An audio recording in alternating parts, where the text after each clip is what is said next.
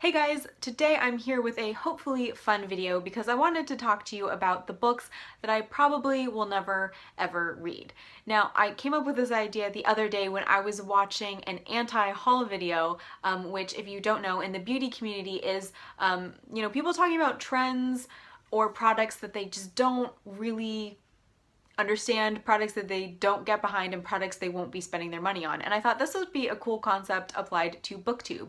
Here on BookTube, we talk a lot about authors and books that we love and, books that we want to read, but we don't always mention the books that we, have on our radar but aren't really interested in. So I thought this would be not only a fun video to do, but a fun video to make into a tag. Now, I know there was a top 5 Wednesday about a year ago talking about books that you'll never read, but I don't believe this has been made into kind of an official tag yet, so correct me on that if I'm wrong, and I will give credit where credit is due, but for now, I'm gonna just say that this is an original tag. So let's get into the questions. Starting off with a controversial one, because I feel like everybody loved this last year, and that is The Title Zone by Sarah Moss. I know Mercedes loved it, I know Jen loved it, I know even Sabrina liked it, and I just don't feel compelled to pick it up whatsoever. And I honestly don't really know why, because I'm just rereading the description here, and it says, the Title Zone explores parental love, overwhelming fear, illness, and recovery. It is about clever teenagers and the challenges of marriage. It is about the NHS, academia, sex, and gender in the 21st century, the work-life juggle, and the politics of packing lunches and loading dishwashers. Now, none of that sounds like something I would hate. None of it sounds like something I even would dislike a little, but for whatever reason, I just don't feel compelled to pick this one up. Go figure. Maybe it's just the overhypeness. A book that received a lot of Man Booker hype, was it last year or in 2015, was A Little Life by Hanya Yanagihara.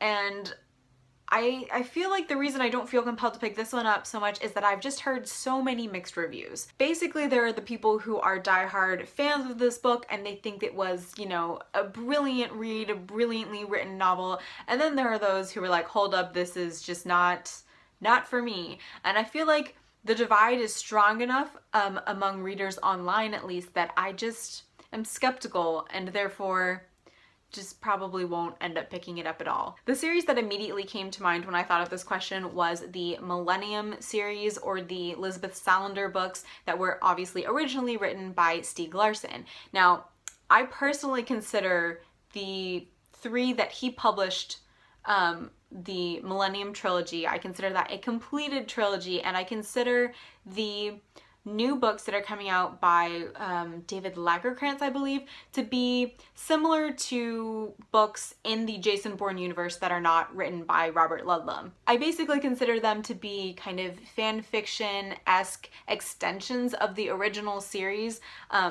and I honestly don't think I will ever pick them up. Although Larson did not plan for this to only be a 3-book series, he actually had notes for at least 10 books.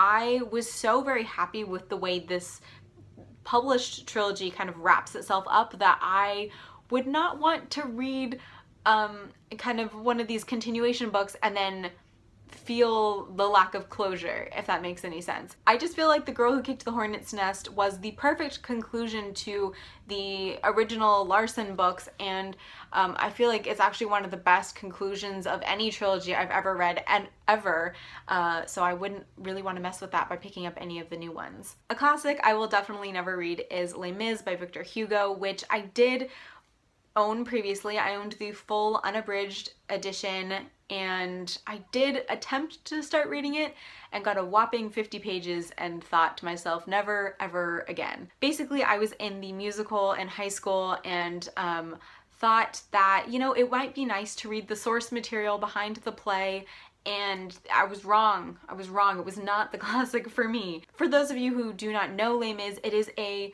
very, very, very long book. I believe it is past 1,000 pages, and I just feel like I'm acquainted enough with the story from doing the play and seeing the film and listening to the soundtrack over and over and over and over again that I don't feel like I need to read the book to kind of fill this kind of cultural knowledge hole. I feel like that hole has already been filled, and just reading the book might pave over the hole, but I'm good. It's slurry sealed pretty well. I will also probably never read anything by Leo Tolstoy again, because for those of you who don't know, I have read Anna Karenina 1.5-ish times, and can quite confidently say that he is just not the classic novelist for me. When it comes to genres, I do feel like you should probably never say never, because who knows, you know, we all change as readers over time, and we might decide later in life that, hey, you know, I really like that genre that I never touched when I was younger. But generally speaking, I try and stay away from like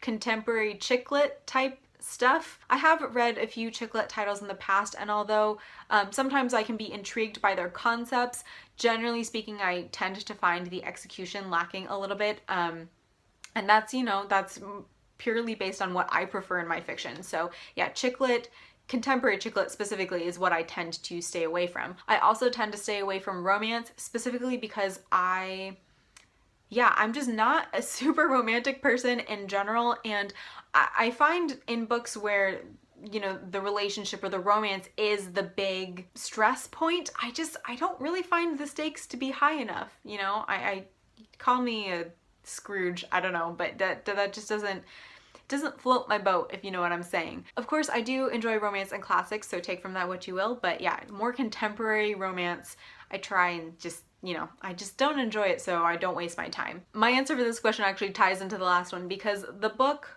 that I probably will never get to on my shelves, sorry Christine if you're watching, is Diana Gabaldon's Outlander. Now, I've owned this for probably 5 years now. My best friend got this for me for either Christmas or my birthday when we were both in college, and she really loved this, her mom really loved it, her sister loved it, and she was like, just read it so we can talk about it. And here I am 5 years later. I have not gotten rid of it because she did give this to me, and I keep telling myself someday you will pick that up, but quite honestly I probably never will.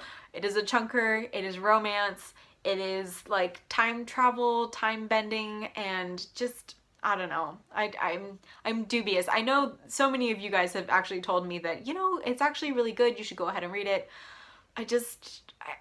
I don't know if I will. So those were some books that I will probably never read, and to get this tag going, I'm going to tag a few different people. And of course, if you didn't get tagged but you would like to do this anyways, I will leave all of the questions in the description box below, so feel free to do this for yourself. And if you really liked this video, don't forget that you can always support me on Patreon, so you can head on over there to find out more information. Again, links below. But otherwise, that is all I have for today's video, so thank you guys so much for watching. I hope you are having a fantastic day, and I will see you next time. Bye!